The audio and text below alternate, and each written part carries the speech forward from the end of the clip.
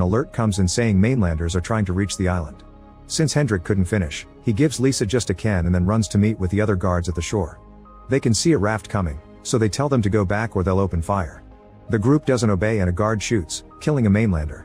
The rest of the group gets scared and tries to go away, but Hendrik keeps on shooting to kill them all, for which he gets scolded by squad leader Mia. A few hours later, everyone gathers to do the voting. First the points are adjusted and now Christian isn't at the bottom 3 anymore. The citizens vote to keep the second baby, and among the 3 candidates, Etienne gets the most votes to be killed. At that moment Lisa says she votes for Hendrik because he's an abuser, and soon more women stand up to back up her story. Hendrik points out it was all consensual, but the women say his MO is to exchange food for pleasure and he was just taking advantage of desperate people. The locals immediately begin supporting the women, so Beatrice has no choice but to admit Hendrik committed coercion and theft, so she lets the group vote again. Every single person votes to kill Hendrik, however Beatrice says a mother can't kill her own son and Hendrik will be kicked out instead. All the locals protest yet they're ignored and Hendrik is taken to jail.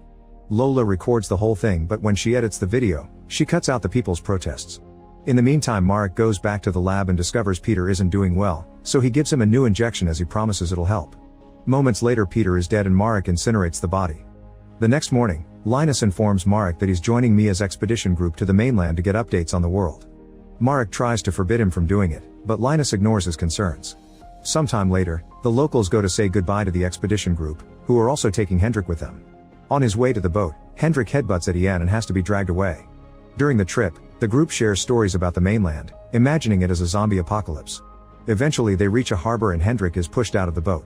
Desperate, he tries to give a speech to make them feel sorry for him, but Heinz starts beating him up because some women in his family were his victims.